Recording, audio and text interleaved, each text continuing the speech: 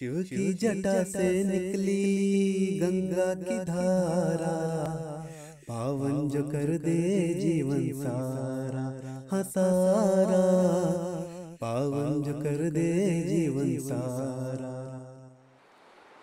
जैसा कि पिछली रात हम गंगोत्री धाम में प्रवेश कर गए थे और आज हमें केदारताल के लिए रवाना होना था, लेकिन सबसे पहले हमने माँ भागीरथी की शीतल जलधारा से खुद को पावन करके माँ गंगोत्री के मंदिर के दर्शन कर उनका आशीर्वाद लेकर आगे की तैयारियां करनी थी। जय शिव शंकर हर हर गंगे, जय शिव शंकर हर हर गंगे, जय शिव शंकर हर हर गंगे, जय शिव शंकर हर हर गंगे, हर हर गंगे, हर हर गंगे, हर हर गंगे, हर हर गंगे, जय शिव शंकर हर हर गंगे, जय शिव शंकर हर हर गंगे। पौराणिक मान्यताओं के अनुसार राजा भगीरथ ने यहाँ कई हजार वर्षों तक कठोर तपस्या करके माँ गंगा को नदी के रूप में धरती पर उतरने के लिए प्रसन्न किया था और यही जलधारा भागीरथी नदी के नाम से जानी जाती है, जिसका उद्गम गौमुख कहलाता है। आज भी भागीरथ तप स्थल गंगोत्री घाट पर स्थित है।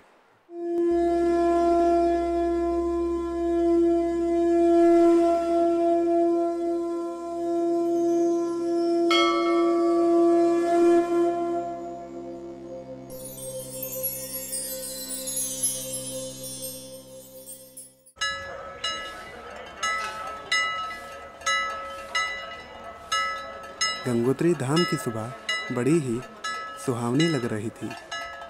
सुबह सुबह मंदिर में बज रहे घंटों की गूंज, साथ में शीतल जलधारा की हल्की हल्की आवाज़, ऊपर से सूर्यदेव अपनी सुनहरी किरणों की छटा से पूरी गंगोत्री घाटी को रोशन कर रहे थे।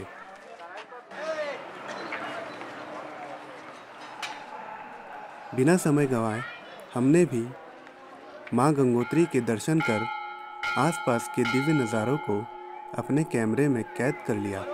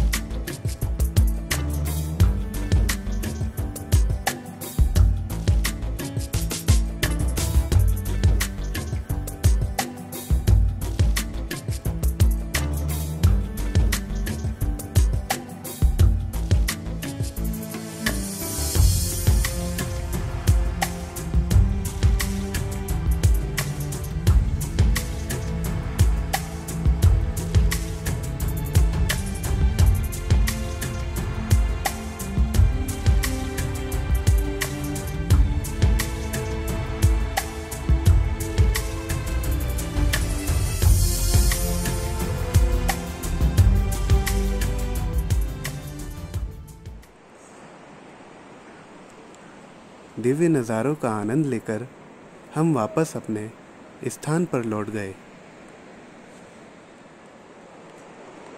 और ये है हमारे भैया। हेलो भैया, क्या हाल है भैया? ठीक हो भैया? अच्छा लग रहा है गंगोत्री में आपको? चलो भैया थोड़ा आगे। हम एक पहचान के आश्रम में रुके थे और यहीं से हमें पूरी गंगोत्री धाम के दर्शन बार बार होते रहते थे। आमने सामने बड़े बड़े आसमान छूते पहाड़, साथ ही देवदार और भोज वृक्ष के जंगलों के बीच बसा यह दिव्य धाम मन को बेहद सुकून देता है। और ये हमारे भाई साहब कुछ बता रहे हैं कि सामने कुछ है। ये बता रहे हैं कि हम जिस आश्रम में रुके हैं उसका नाम है ईशावास्यम आश्रम। तो हम आश्रम में रुके हैं, आप देख सकते हैं आश्रम की छोटी सी झलक।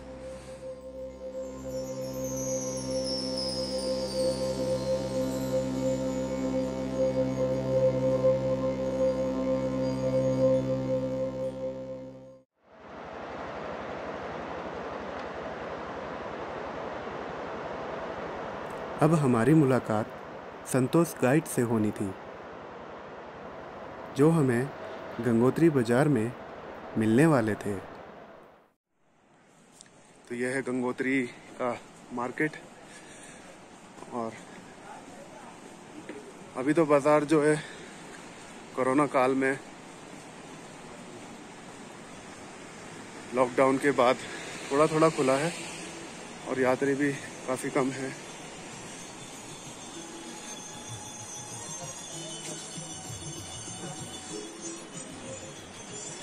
ये देखिए लगभग दुकानें बंद हैं, मगर कुछ होटल्स और रेस्टोरेंट खुले हैं।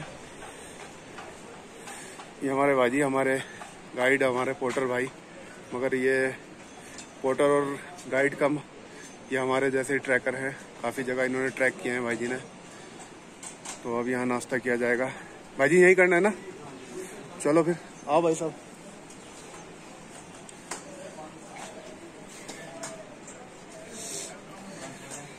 पराठे बन रहे हैं गर्मा गर्म। ये देखिए बन रहे पराठे, हमारे भाजी पराठे बना रहे हैं और आप देख सकते हैं। और यहाँ पे बन रही है मैगी। तो नाश्ते की सारी व्यवस्था यहाँ पर है, बहुत ही अच्छी। आप क्या मैगी है?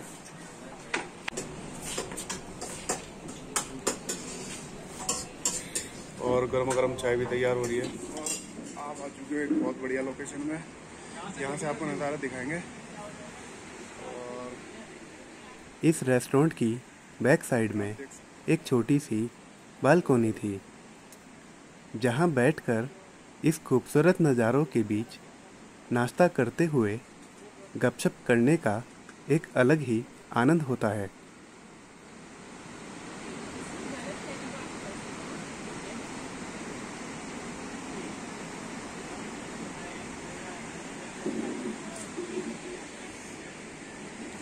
तो बहुत ही खुश है आज स्वास्तिक नोटियाल जी, और खुशी है इनको केदारताल जाने की। गंगोत्री में आकर इन्हें बहुत अच्छा लगा है। और ऊंचे लोग ऊंची पसंद। जय हो माणिक चंद। ठंडी का मौसम, गर्मा गर्म पराठे छोले, साथ में जोशीला अंदाज मेरे भीतर की उत्सुकता साफ बयां कर रही थी।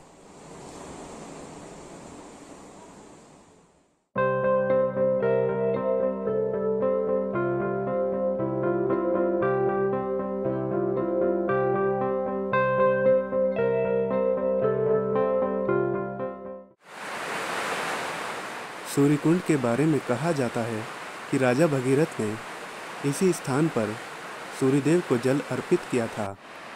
सूर्यकुंड की चट्टान और उन पर जल के कटाव के कारण बने हुए निशानों में से भागीरथी नदी की तेज धारा को नीचे उतरते हुए देखना बड़ा ही अद्भुत लगता है।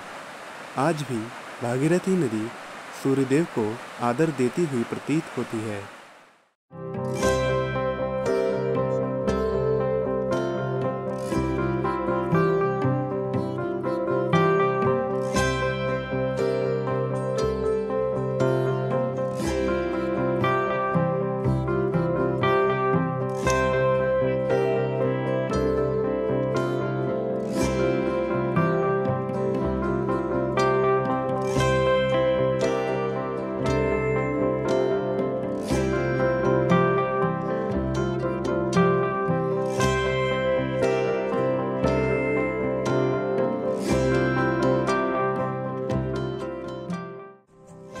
गौरी कुंड के दर्शन करने के बाद हम आश्रम में वापस लौट चले। सूर्य कुंड और गौरी कुंड आसपास की दूरी पर हैं। कहा जाता है जब गंगा जी धरती पर बड़े वेग के साथ उतरी, तब शिवजी ने उन्हें अपनी जटाओं में बांध लिया था और अपनी एक जटा यहीं गौरी कुंड में खोली थी, जिससे गंगा जी आसानी से धरती पर उतरी।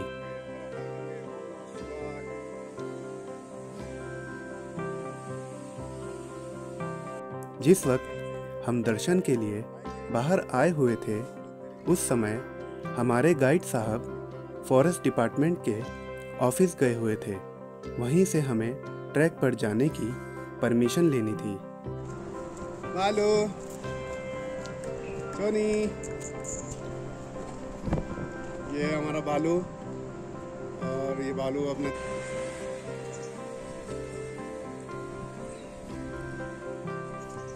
फॉरेस्ट का ऑफिस गंगोत्री टैक्सी स्टैंड के बिल्कुल पास पड़ता है। तो आप देख सकते हैं श्रद्धालु भागीरथी नदी में। मेरा मित्र स्वास्तिक और संदीप भाई दोनों आश्रम के कमरे में हमारा इंतज़ार कर रहे थे और संतोष भाई परमिशन लेकर आने ही वाले थे।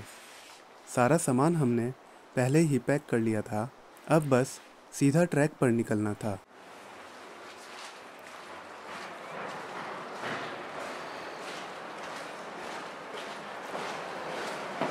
चले चलो चलो।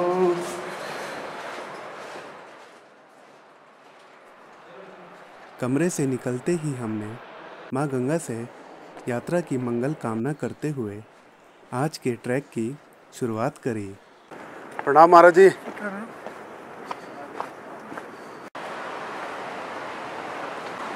टाइट हो जाएगा ये।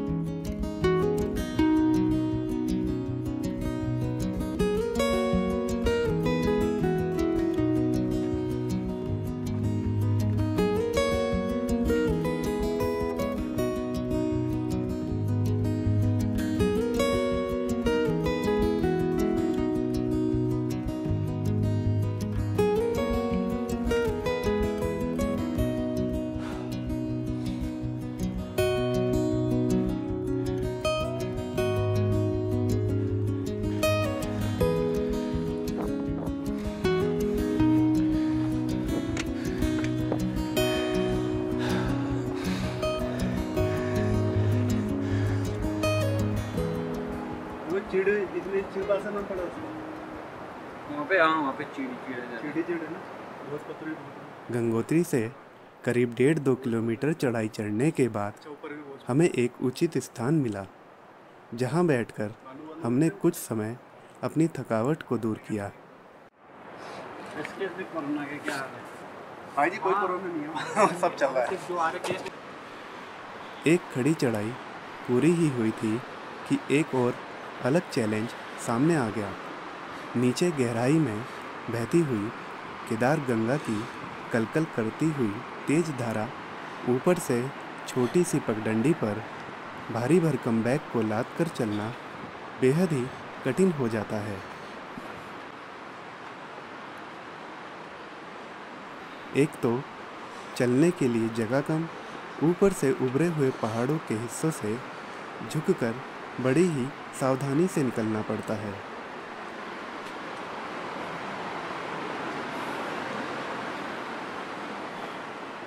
मैंने अपने मित्र को आगे चलने के लिए कहा, क्योंकि वह पहली बार मेरे साथ ट्रैक पर आए थे और मैं नहीं चाहता था कि उन्हें पीछे रहकर किसी मुश्किल का सामना करना पड़े।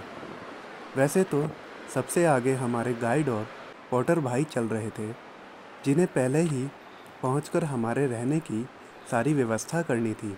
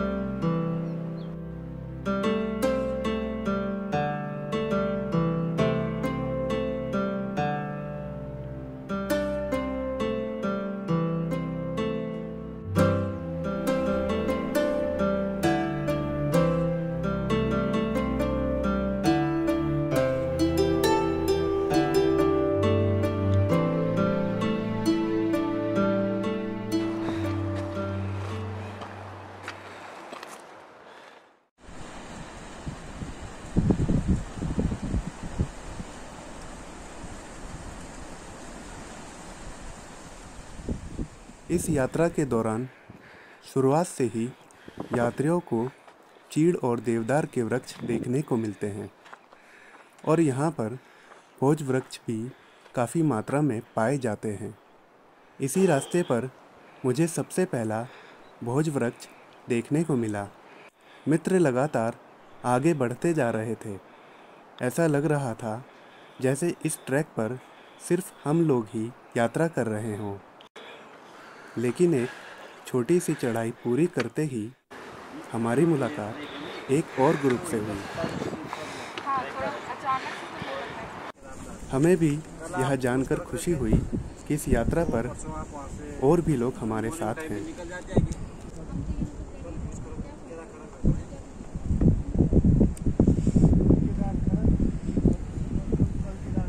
इस स्थान पर बैठकर हमारे गाइड और पोर्टर ठंडी हवाओं और लहराते हुए चीड़ देवदार के वृक्षों के बीच प्रकृति के सौंदर्य का आनंद उठाते हुए इस ग्रुप मेंबर्स के साथ गुफ्तगू में व्यस्त थे।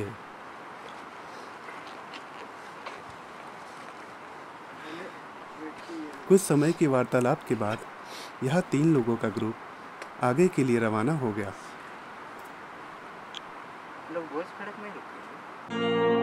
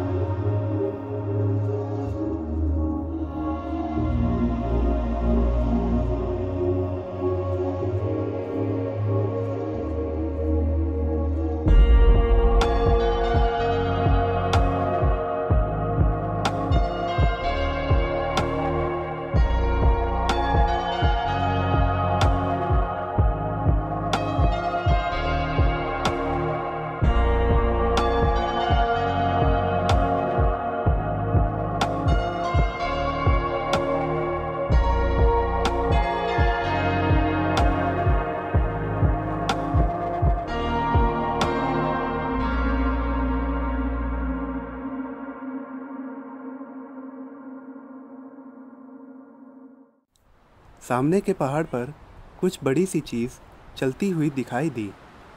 मैं यही बात मित्र से कह रहा था। नदी का शोर ज़्यादा था, शायद उन तक मेरी बात पहुंच नहीं पाई और मैं आगे बढ़ चला।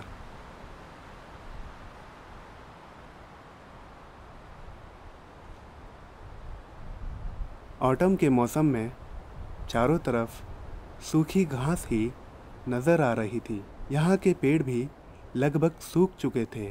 इस सूखे सूखे मौसम में कुछ मीटर चलने के बाद हमें ट्रैक पर पहला जल स्रोत देखने को मिला।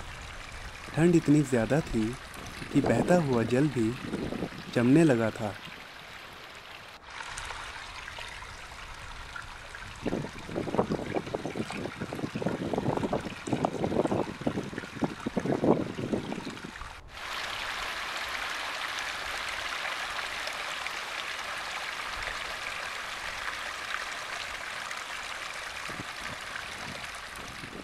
इस बहती जलधारा के स्वर को सुनकर मन बेहद निर्मल और शांत हो चला था। यह जल शायद ऊपर के जमे किसी ग्लेशियर से पिघलकर नीचे की तरफ आ रहा होगा। समय रहते हमने भी अपनी खाली बोतलों को जल से भर लिया और आगे के लिए रवाना हो गए।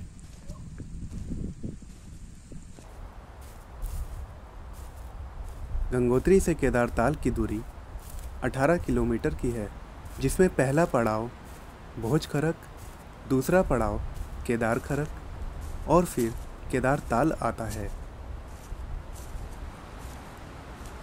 पूरे रास्ते हवाओं का तेज शोर कानों में दर्द कर रहा था। ऐसे में हवा में लहराती हुई घास को देखना, साथ ही उससे उत्पन्न हो रही सरसराहट की आवाज़ शरीर और मन की थकावट को दूर कर रही थी।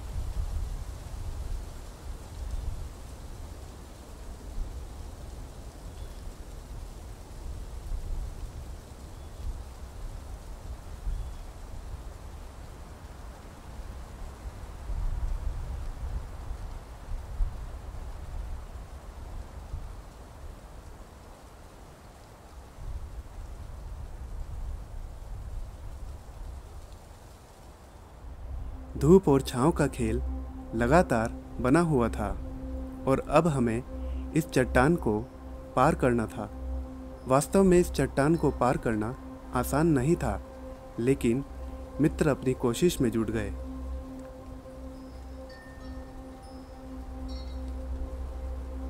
हमारे गाइड और पोर्टर को मैंने पहले ही आगे भेज दिया था ताकि वह भोज खरक पहुंचकर सारी व्यवस्था पहले ही कर लें। इस यात्रा पर जाने के लिए सबसे सही समय जून से अक्टूबर के बीच का होता है। उस समय इस ट्रैक पर अलग अलग जगह से काफ़ी लोग आते जाते रहते हैं। साथ ही व्यवस्था भी सुचारू रूप से संचालित रहती है।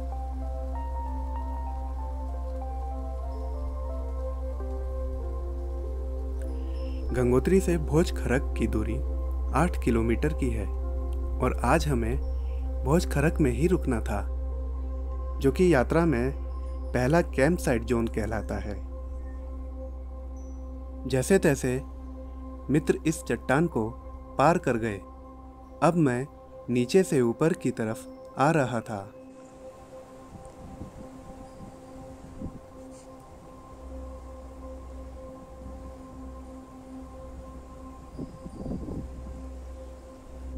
मुझे लगा जिस चट्टान को मैं पार कर रहा हूँ वही स्पाइडर वॉल है। मैंने एक हाथ में कैमरा पकड़ा हुआ था और दूसरा हाथ खाली था। ऊपर चढ़ते समय मेरी हथेली चट्टान पर पड़ गई। मैं बयां नहीं कर सकता कि वह चट्टान कितनी ठंडी थी, जिसका एहसास मुझे बाद में जाकर हुआ। ऊपर से बैग की स्ट्रैप लूज होने के कारण बैग का झुकाव एक तरफा चला गया, जिससे मेरी इंजरी वाली शोल्डर पर बेहद दबाव पड़ रहा था।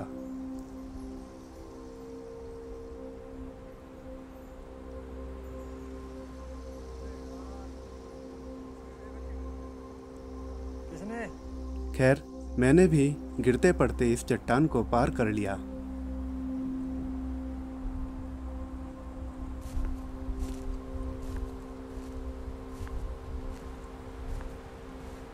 कुछ कदम आगे चलने के बाद हमें दिव्य पर्वत थलय सागर की चोटी के दर्शन हुए। थलय सागर की चोटी को देख मन की उत्सुकता और प्रबल हो गई, जो हमें आगे बढ़ते रहने की प्रेरणा दे रही थी।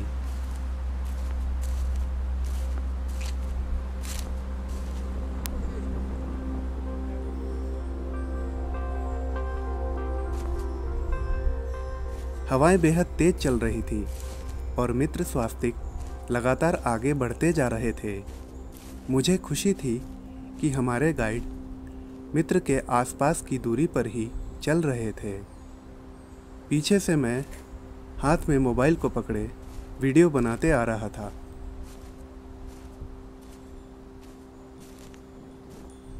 यह एरिया लैंडस्लाइडिंग जोन में आता है।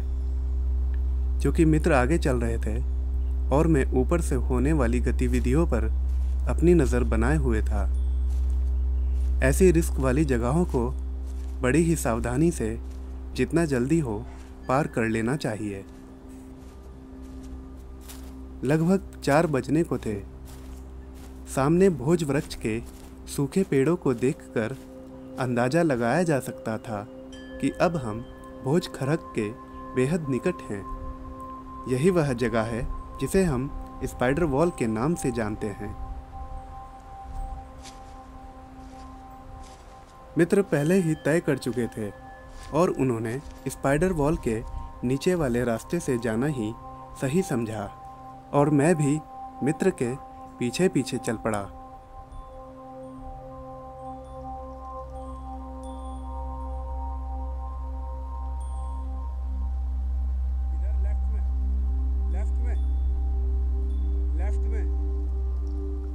जैसे तैसे गाइड की सपोर्ट से मित्र ऊपर चढ़ गए और मैंने नीचे से ही अपना भारी भरकम बैग भी गाइड साहब को थमा दिया।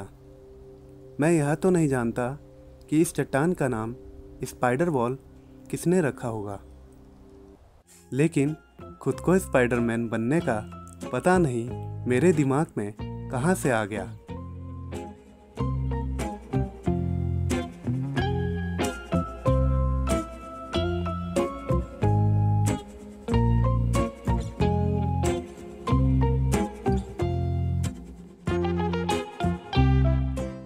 खैर, इस तरह के पंगों में पड़ने की मेरी पुरानी आदत रही है। इसी एवज में आके मैं भी इस चट्टान पर चढ़ ही गया।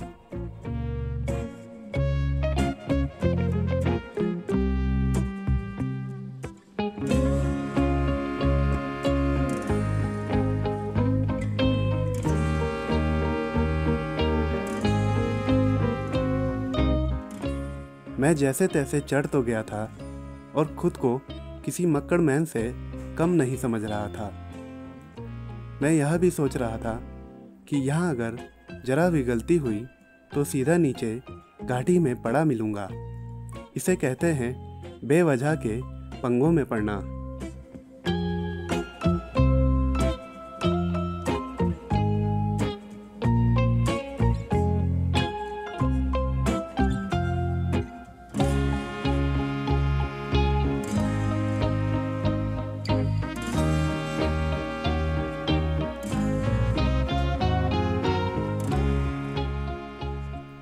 आखिर में मुझे अपने गाइड की सहायता लेनी ही पड़ी और उन्होंने मुझे सावधानीपूर्वक नीचे उतार दिया।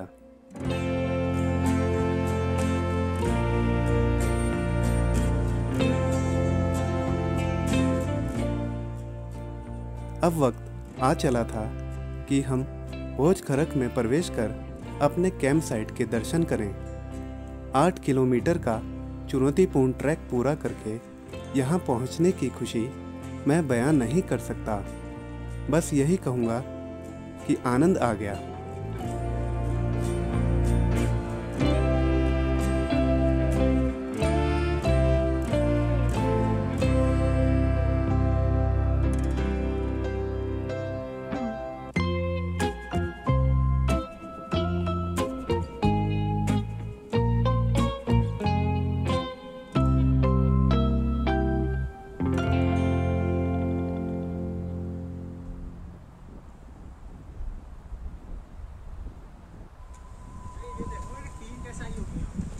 हाँ? जहाँ इंसान पहुँच गया वहाँ सब कुछ पहुँच गया। हमने सुबह गंगोत्री से जो नाश्ता किया था, तब से अब तक हमारे पेट में सिर्फ पानी ही गया था। अब यहाँ पहुँचकर पेट में कूद रहे चूहों को शांत करने के लिए गर्मा गर्म मैगी और थोड़ी देर बाद एक स्ट्रॉन्ग कॉफ़ी से अच्छा कुछ हो ही नहीं सकता था।